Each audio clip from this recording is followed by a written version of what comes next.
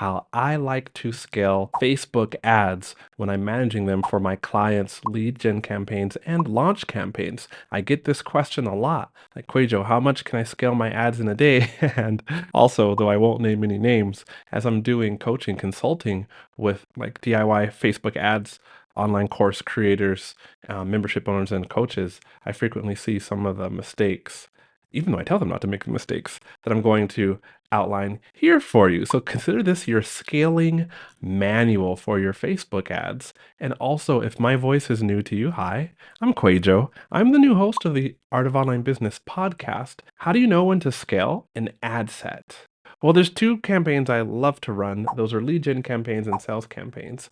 And for a lead generation campaign, where the goal is to drive business growth through growing your email list, whether or not you have a welcome offer, aka tripwire offer on the back end of that lead magnet on the thank you page, or you have some other offer that you're selling throughout a nurture sequence in a sales funnel, you decide to scale that campaign when your lead costs have stabilized. And what does stabilized mean? It means they're as low as they can go and you're getting quality leads. You know they're as low as they can go because you've tested all the combinations between your ad copy, your headline, and your graphics or videos or even images.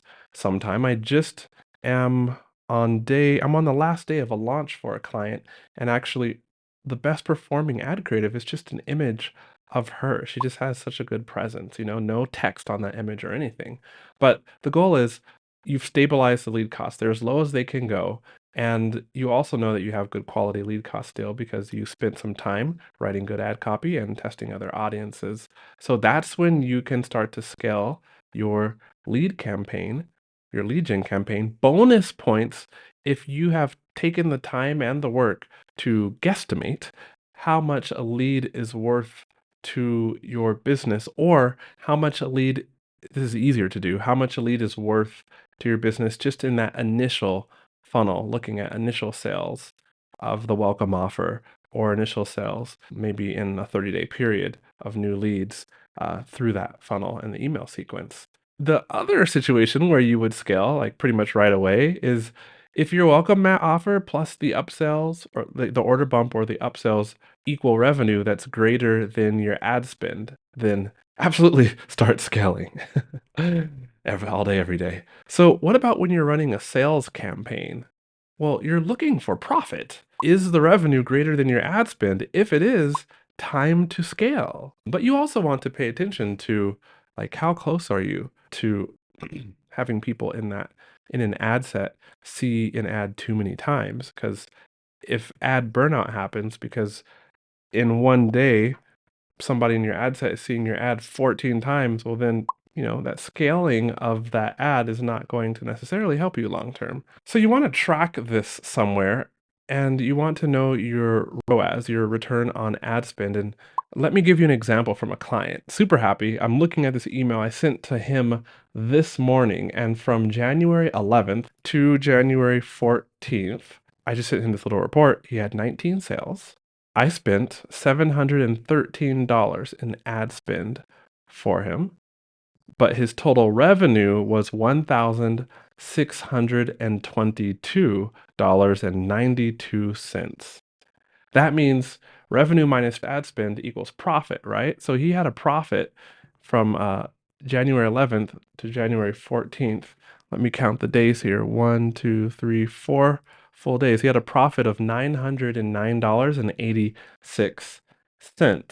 That's good. That's very good. So how do we know the ROAS, the return on ad spend? Well, you would divide the revenue attributed to your ad campaign by the cost of that campaign. And if we do that, then it's taking the revenue, $1,622.92, and dividing that by the ad spend, $713.06. The ROAS is 2.28, and that is good ROAS. That is very good ROAS. Now, I'm pretty conservative when it comes to scaling a campaign. I don't like to scale faster than 15% a day for a client. And that's because, I'm responsible for clients' ad spends. And if you do scale too quickly, you run the risk of quote unquote upsetting the algorithm, meaning that what you'll see as a result of that is that your ad costs will start to creep up or creep up dramatically. So I like to scale nice and slow.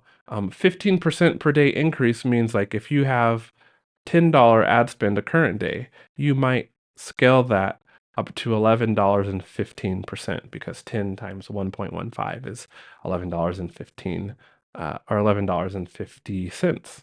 So that's what I do. And you can scale ads like that back to back every day and not worry about your ads going awry because you scaled too quickly. A little bit later on in this episode, I'm going to mention the difference between the two types of budgets you can do. One is ABO. I still call it that. That would refer to managing your ad budget at the ad set level.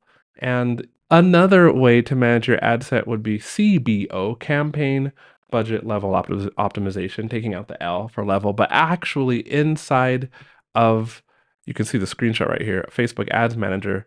CBO, though I refer to it as that, they call it Advantage Campaign Budget with this little weird star next to it, even though I don't like to use that at all, but I'll tell you more about that. So let me walk you through step by step now what I do for a launch, because those of you that launch, you know that managing your ads is a little more quite a bit more difficult during a launch because you're doing a lot more in a compressed time, right around 10 to 14 days. So in a launch, generally I'm starting out with, and this isn't launch planning, but I'm just giving you a quick overview. I'm starting out with one warm audience and 4 to 5 cold audiences. Let's say 5 cold audiences. Doing that because in a launch, you got 2 weeks and you don't have time to you need to test all of your cold audiences. And if you're going to test like 7 to 9 cold audiences, sometimes you test as little as 5 if you get just really good performance. And for efficiency, you don't want to continue testing. But so let's call it 6 to 9 cold audiences. Let's say 5 for this example. So we start all of them off at their whatever ad spend you want. And on day 2, what I do is first, I shut off the lower performing ads or the lower performing ad sets. So I look at all the ad sets, whichever one is getting me the highest cost per registration for the launch, shut that one off. Then I go into those ad sets and add in new ads because I'm testing new variations of ad copy along with ad graphics, right? And then I make sure, because I want to add the social proof and make sure that I'm using an original ad replicated throughout various ad sets so that all the social proof is just stacking and stacking on those original ads, thus driving my lead costs lower. So I add in new ads, and then I go ahead and I scale the remaining ad sets, let's call it the winning ad sets, by 15%. And then I sit. And on day 3, I do the same thing that I did on day 2. Prune maybe 1 or 2 of the losing ad sets, right? I also scale the winning ad sets, and before that, I have put in new ads into all of the currently running ad sets. I do schedule new ad sets to go live on day 4. That means on day 2 and 3, I'm still scaling another 15% every day on the currently running ad sets. That way, my winners are building up in ad spend, daily ad spend. And whenever I bring in a brand new ad set, I don't start that on like the highest ad spend. I start that on the initial ad spend that I started everyone out with. So it's like the new ad sets have to earn their keep, so to speak, and earn their right, definitely, to have a higher ad spend. Hey, we'll get back to the episode in a moment. If you are running your own ads and you want to be able to set up your ads with the same checklist like I use, that my team uses, so they can do it like me, and you can get better results on your lead generation ads, there's a link for my Facebook lead generation ad setup checklist. I know it's not a sexy name, but that thing works pretty well. All right, back to the episode. Now, what I'm doing on day 4 and 5, though, and then on into the launch, is I'm making a decision about my cold audiences. This assumes that the warm audience has the lowest lead cost which it does. But, you want to bring in leads from a warm audience, but you also want to bring in leads from a cold audience to help build that email list and bring in new people to the launch that aren't just quite familiar with your business, just to see how well those cold leads convert. So I'm looking at my lead cost and I'm wondering whether or not I should begin, like, continue to test other cold audiences, or if these 2 to 3 winning cold audiences and my warm audience are the ones that I'm going to just go with for the rest of the launch. But that's a snapshot at how I handle a launch. I definitely think there are other ways to manage a launch, but I'm conservative. I manage it like this. And by the way, when I use the word ad set, it's synonymous with the word audience. So when I have different cold ad sets or different cold audiences, that means that each one of those ad sets targets a different cold audience. Could be an interest-based audience, could be a different lookalike audience, like a lookalike of your purchasers or a lookalike of your website visitors. That's what I mean by ad set and audience. I use those interchangeably. So one other strategy I've seen is you can test inside of your ABO campaign, your ad set budget level optimization campaign, where you're optimizing budget at the ad set level per ad set, right?